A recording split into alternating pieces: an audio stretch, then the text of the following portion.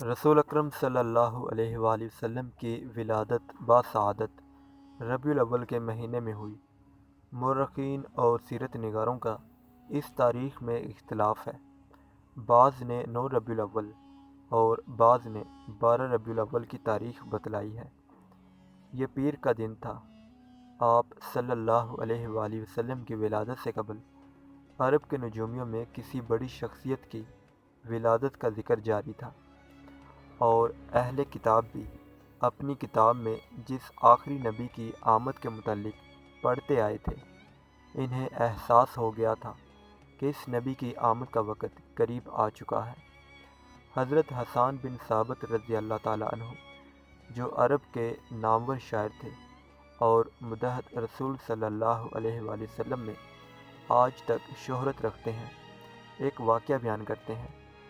وہ فرماتے ہیں کہ وہ 7 سال کے تھے اور مدینہ منورہ، اس وقت یثرب نام تھا، میں رہتے تھے کہ ایک یہودی کو بلند مقام پر چیختے ہوئے سنا۔ وہ کہہ رہا تھا، اے یہودیو! جب اس کی آواز سن کر لوگ اس کے ارد گرد جمع ہو گئے اور پوچھا کہ اے کمبخت، تجھے کیا ہو گیا ہے کہ چیخ رہا ہے؟ اس نے کہا، آج رات احمد کا ستارہ طلوع ہو چکا ہے جس میں وہ پیدا ہوگا۔ واقعے کے راوی محمد بن اسحاق رحمۃ اللہ علیہ نے حضرت حسان بن ثابت رضی اللہ تعالیٰ عنہ کے بیٹے حضرت عبد الرحمن بن حسان رحمۃ اللہ علیہ سے دریافت فرمایا کہ ہجرت نبوی کے وقت حسان بن ثابت رضی اللہ تعالیٰ عنہ کی عمر کیا تھی؟ تو انہوں نے بتایا 60 سال۔ گویا رسول پاک کی ولادت کے وقت ان کی عمر 7-8 سال رہی ہوگی، کیونکہ ہجرت کے وقت خود رسول کریم صلی اللہ علیہ وآلہ وسلم کی عمر مبارک 53 برس تھی۔ سیرت النبی میں درج یہ واقعہ ایک مثال تھا۔ اس طرح کے بہت سے واقعات تاریخ و سیرت کی کتابوں میں ملتے ہیں، جن سے ظاہر ہوتا ہے کہ ولایت نبوی سے قبل ہی لوگوں کو احساس ہو چکا تھا کہ آپ صلی اللہ علیہ وآلہ وسلم کی تشریف آوری کا وقت ہو چکا ہے۔ بہت سے سیرت نگاروں نے لکھا ہے کہ جب آپ صلی اللہ علیہ وآلہ وسلم کی ولادت ہوئی تو ایران کے شاہی محل میں زلزلہ آیا اور محل کے کنگورے ٹوٹ کر زمین پر گر پڑے۔ کعبہ میں رکھے ہوئے بت منہ کے بل زمین پر گر پڑے۔ یہ گویا اس جانب اشارہ تھا کہ اب دنیاوی جاہ وحشمت کے جھوٹے محل زمیں بوس ہونے والے ہیں اور خود ساختہ خداؤں کی عظمت ملیہ میٹ ہونے والی ہے۔ اب وہ وقت آ گیا ہے جب حق کا پرچم بلند ہوگا، صداقت کا ستارہ طلوع ہوگا، باطل کی ظلمت دور ہوگی اور حق کی سحر دنیا پر چھا جائے گی۔ رسول رحمت صلی اللہ علیہ وآلہ وسلم کے والد محترم حضرت عبداللہ آپ صلی اللہ علیہ وآلہ وسلم کی ولادت سے قبل ہی انتقال کر چکے تھے۔ آپ کے دادا عبد المطلب نے جب پوتے کی ولادت کی خبر سنی تو کعبہ میں جا کر سجدہ ریز ہو گئے اور اس نعمت پر خدا کا شکر ادا کیا۔ بیوہ ماں نے جب اپنے شوہر کی نشانی کو دیکھا تو آنکھیں بھر آئی۔ چچا ابو لہب نے جب بھتیجے کی پیدائش کی خبر سنی تو دل باغ باغ ہو گیا اور خبر سنانے والی باندی صوبیہ کو آزاد کرتے ہوئے کہا کہ جاؤ، تم میرے بھتیجے کو دودھ پلاؤ۔ مکہ کے شریفوں میں یہ دستور چلا آ رہا تھا کہ بچوں کی پرورش کے لیے آس پاس کے دیہاتوں میں بھیج دیا کرتے تھے تاکہ بچے وہاں کی صاف ستھری ہوا میں پرورش پا کر تندرست و توانا ہو جائیں، نیز وہاں وہ خالص عربی زبان سیکھ جائیں۔ اصل میں مکہ ایک مرکزی شہر تھا جہاں ہر خطے کے لوگ آتے جاتے رہتے تھے، جن کے اختلاط سے زبان بھی خالص نہیں رہ پاتی تھی۔ عرب میں پڑھنے لکھنے کا رواج بہت کم تھا، مگر وہ زبان پر خاص توجہ دیتے تھے۔ یہاں شاعری اور سن نوری کا چرچا رہتا تھا اور گاؤں والوں کی زبان زیادہ مستعد سمجھی جاتی تھی۔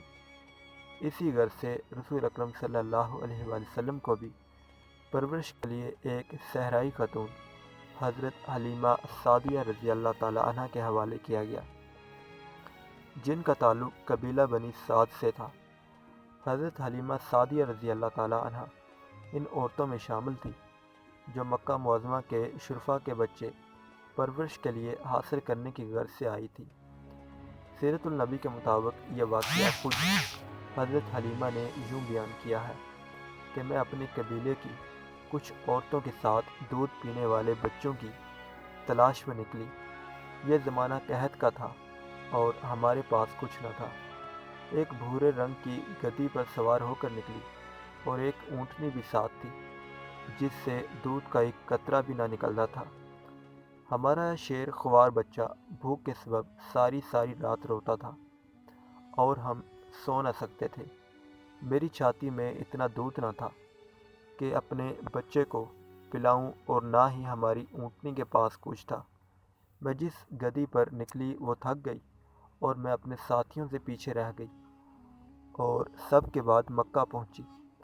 حضرت حلیمہ سعدیہ کا بیان ہے کہ کوئی عورت ایسی نہ تھی جس پر ننھے محمد کو پیش نہ کیا گیا ہو، مگر کسی نے بھی آپ کو نہ لیا، کیونکہ ہمیں لڑکے کے باپ سے بھلائی کی امید رہتی تھی اور اسی سے انعام کی توقع رکھتے تھے۔ جب باپ نہ ہو تو دادا اور ماں سے کیا امید، لیکن جب کوئی بچہ نہ ملا تو مجبوراً آپ صلی اللہ علیہ وآلہ وسلم کو لے لیا۔ آپ کی برکت سے مجھے بار بار فیض یاب ہونے کا موقع ملا۔ جب میں آپ کو گود میں لے کر اپنی سواری پر بیٹھی تو میری حیرت کا ٹھکانہ نہ رہا کہ میرے پستان دودھ سے بھر گئے اور آپ نے خوب سیر ہو کر دودھ پیا۔ اسی کے ساتھ آپ کے رضائی بھائی نے بھی خوب دودھ پیا اور پھر دونوں سو گئے۔ میرے شوہر بوڑھی اونٹنی کی طرف گئے تو کیا دیکھتے ہیں کہ اس کے تھن بھی دودھ سے بھرے ہوئے ہیں۔ ہم دونوں میاں بیوی نے خوب جی بھر کر اونٹنی کا دودھ پیا اور رات بھر آرام سے سوئے۔ صبح کے وقت میرے شوہر نے کہا کہ حلیمہ، خدا کی قسم خوب سمجھ لے کہ تو نے ایک مبارک ذات کو پایا ہے۔ میں نے جواب دیا، خدا کی قسم مجھے یہی امید تھی۔ جب میں نے حضور نبی کریم صلی اللہ علیہ وآلہ وسلم کو اپنی گود میں لیا اور دودھ پلانے کی غرض سے اپنا دایاں پستان آپ کے دہن میں دیا تو آپ نے دودھ پینا شروع کر دیا۔ جب میں نے بایاں پستان آپ کی طرف کیا تو آپ رک گئے اور اس طرف دہن مبارک نہ لگایا۔ حضرت ابن عباس رضی اللہ تعالیٰ عنہ فرماتے ہیں کہ نبی کریم صلی اللہ علیہ وآلہ وسلم نے اس وقت سے ہی انصاف فرما دیا کہ ایک پستان کو اپنے دودھ شریک بھائی کے لیے چھوڑ دیا۔ حضرت حلیمہ سعدیہ رضی اللہ تعالیٰ عنہ فرماتی ہیں کہ میں اپنا دایاں پستان ہمیشہ رسول کریم صلی اللہ علیہ وآلہ وسلم کے لیے محفوظ رکھتی اور بایاں اپنے بیٹے حمزہ کو دیتی تھی۔ جب ہم مکہ سے اپنے گاؤں کی طرف گدی پر سوار ہو کر واپس جا رہے تھے تو اس میں اتنی طاقت آ گئی کہ پورے قافلے سے آگے نکل گئی۔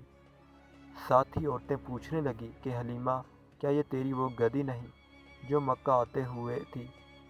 آخر اسے کیا ہو گیا کہ اتنی تیز چلنے لگی؟ حضرت حلیمہ رضی اللہ تعالیٰ عنہ کے مطابق ان کا گاؤں بہت زیادہ قحط زدہ تھا، مگر جب رسول کریم صلی اللہ علیہ وآلہ وسلم کو اپنے ساتھ لائی تو یہاں حالات ہی بدل گئے۔ وہ کہتی ہیں، میری بکریاں چرنے جاتی تو خوب چر کر آتی اور خوب دودھ دیتی، حالانکہ دوسروں کی بکریوں کے تھنوں سے قحط کے سبب ایک قطرہ دودھ نہ نکلتا۔ پڑوسی اپنے چرواہوں سے کہتے کہ جہاں حلیمہ کی بکریاں چرتی ہیں وہیں تم بھی اپنی بکریاں کو چراؤ۔ حضرت حلیمہ رضی اللہ تعالیٰ عنہ کے مطابق وہ 2 سال تک یوں ہی آپ کی برکات سے مالا مال ہوتی رہی اور آپ تندرست و توانا ہو گئے۔ دوسرے بچے اس قدر تندرست نہ تھے۔ 2 سال کے بعد آپ صلی اللہ علیہ وآلہ وسلم کو واپس مکہ لے کر آئی تو والد ماجدہ حضرت آمنہ نے اپنی حیثیت کے مطابق انعام و اکرام سے حضرت حلیمہ کو نوازا۔ حضرت حلیمہ رضی اللہ تعالیٰ عنہ آپ کی برکات کو چھوڑنا نہیں چاہتی تھی، لہذا دوبارہ اپنے ساتھ واپس لیتی آئی۔ رسول محترم صلی اللہ علیہ وآلہ وسلم نے خود اپنی ولادت کا ذکر بیان کرتے ہوئے فرمایا، اچھا سنو، میں اپنے باپ حضرت ابراہیم علیہ السلام کی دعا اور حضرت عیسیٰ علیہ السلام کی بشارت ہوں۔ جب میں اپنی ماں کے شکم میں آیا تو انہوں نے دیکھا کہ ان کے اندر سے ایک نور نکلا، جس سے سرزمین شام کے محل ان پر روشن ہو گئے۔ بنی سعد بن بکر کے قبیلے میں دودھ پی کر میں نے پرورش پائی۔